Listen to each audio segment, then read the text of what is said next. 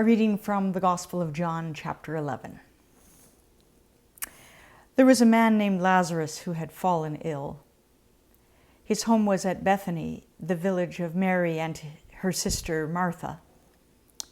His sisters sent a message to Jesus, "Lord, he whom you love is ill."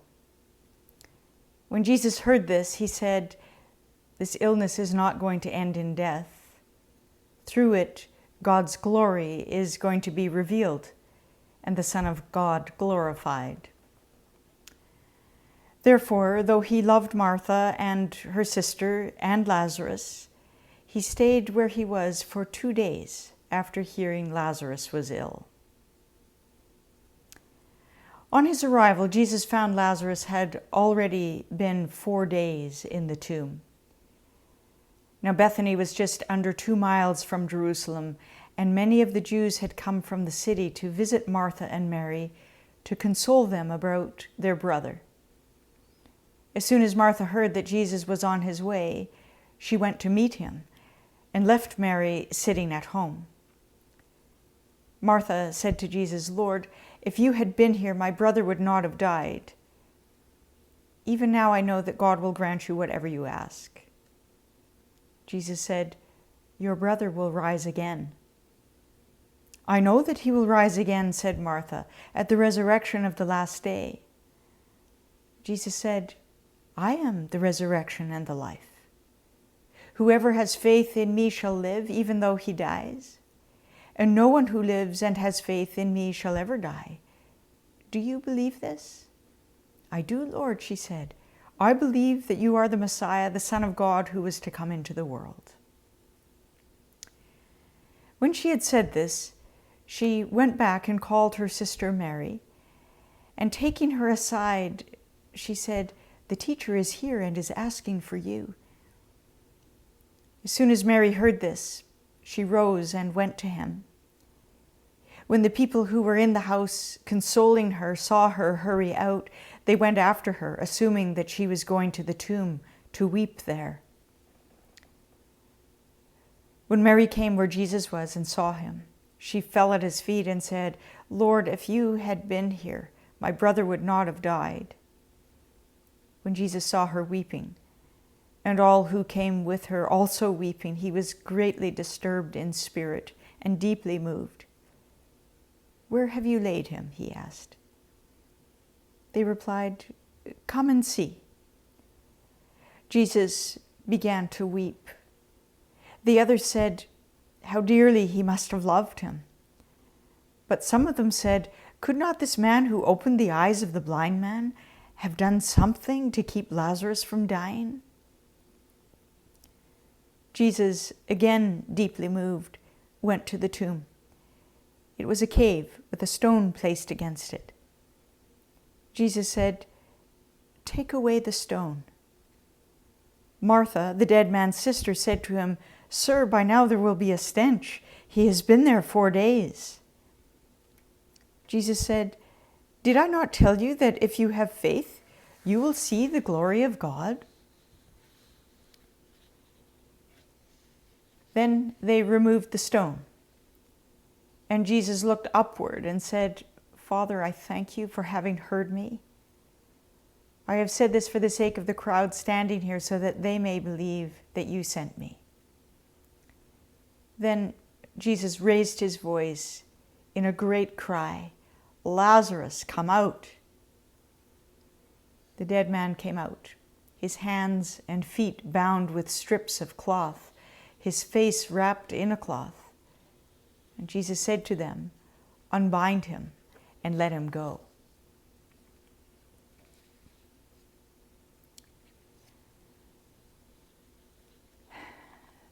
So I get it. On the one hand, there are any number of things in the way this story comes to us that might leave us shaking our heads.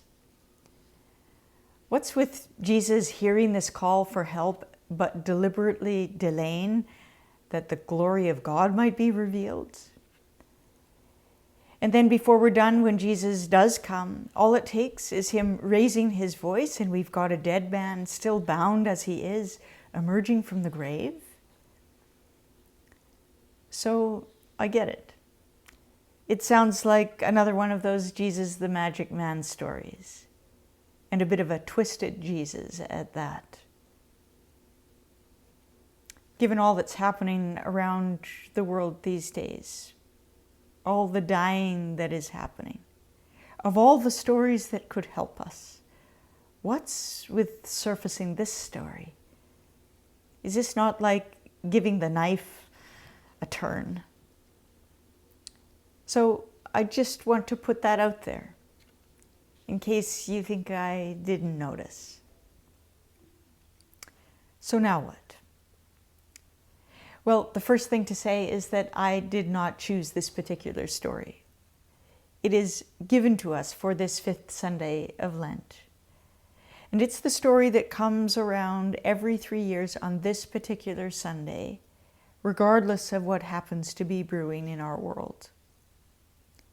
So we're urged to lean in as we wonder and listen for what the Spirit of the living God may be saying to us in and through this story at this particular time in our world right now. I read something this past week that has allowed me to hear in a way that I haven't heard before that part about Jesus not making a move when he gets the news about Lazarus being ill. Surely he wouldn't let someone die just to prove something, even though that's how it sounds as we first hear it. It's actually because of the circumstances that we are in right now that this other thought comes to light. How many people are dying right now and family and friends are not able to go near? The last rites being offered to people in the hospital over the phone, the end of life coming for loved ones, and our terrible part is to wait at a distance. It seems Jesus knows Lazarus is dying. Consider, what if it wasn't in Jesus' hands to prevent his death? Just as life happens and tragedy strikes people we love. As we witness so many people these days bearing the grief of not being able to save the lives of loved ones. Doctors not being able to save their patients. So much is out of our control. Maybe Jesus took 2 days to accept what he could not control and to make peace with what is. Before, with his own sorrowing heart, he makes his way to be with the others in their grief. That might be a new take for some of us about Jesus. That saving Lazarus is out of his control. We wouldn't be alone in that. It's how Mary and Martha saw him. If only he had gotten there sooner, Lazarus wouldn't have died. We'll hear something of that again in just 2 weeks' time on Good Friday, when Jesus' crucifiers mock him. He saved others. He cannot save himself. Let the Messiah come down from the cross. They jeer at him. But he doesn't prevent his own death, does he? So what if that's not what he's about? Preventing death. Jesus does eventually come in response to the sister's plea. And he comes his own heart hollowed out by grief. And there's this other emptiness he carries as well, the emptiness of his powerlessness. This is Jesus the healer. No wonder we hear the sisters in their anguish, "If only you had been there." And those voices in the crowd, "Couldn't this man who opened the eyes of the blind man have done something to keep Lazarus from dying?" How those voices must resound in Jesus' own being, voicing what he so would have wanted, what we all so dearly want, to push back the dying of our loved ones. But what if in the emptiness, in making peace with the powerlessness, this is how love's power finds a way, finds room to be all the more present and at work. This is the paradox that is at the heart of the Christian story. Not just the Christian story, it's the paradox that shows up in life, in our own histories, in the life of the world. And as with every paradox, it's not something we can explain, but rather it's something we undergo. I think it's the very thing we're undergoing right now, all around the world. As the death toll increases, you would expect, wouldn't you, that we would more and more be caving into despair. And yet what we're seeing is this remarkable eruption of life, of creativity, of spirit-inspired vision.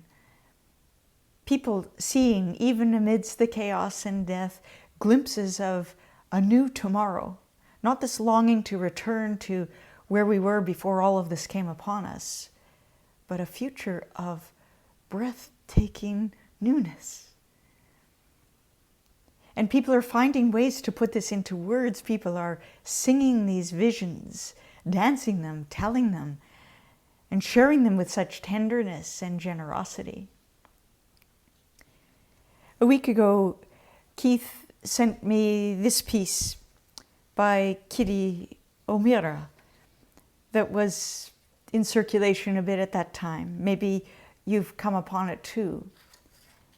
But just listen to this. And the people stayed home and read books and listened and rested and exercised and made art, played games, and learned new ways of being, and were still. And listened more deeply. Some meditated, some prayed, some danced, some met their shadows. And the people began to think differently. And the people healed. And in the absence of people living in arrogant, dangerous, mindless, heartless ways, the earth began to heal. And when the danger passed and the people joined together again, they grieved their losses and made new choices and dreamed new images and created new ways to live and heal the earth fully, as they had been healed. Is this not the mystery of resurrection? This eruption of life that is arising out of all this death? Maybe that's what we're given to see in Jesus as he stands there outside Lazarus' tomb, as though his own broken, hollowed out being was giving this rush of resurrection life that was for him to share, and he risked offering it.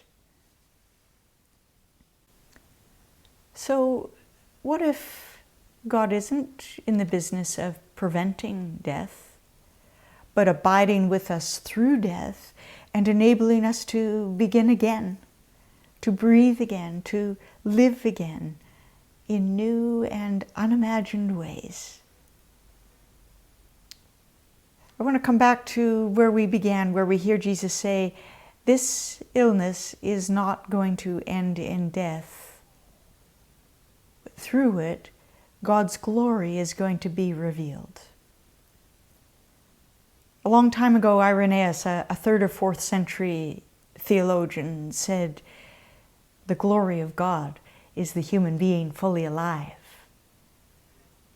Is this not what we are beginning to see, even embody? A whole new way? A way of wholeness? Our human beingness coming fully alive, fully into its own? And so therefore, healing for our planet as well? The glory of God. The call of God is stronger than death. I think this is what Jesus is showing us. The Word of God is creating life, instilling life, pouring out life through us. So may we listen. And so may we risk it, whatever love's power is giving us to be about in this very time. Amen.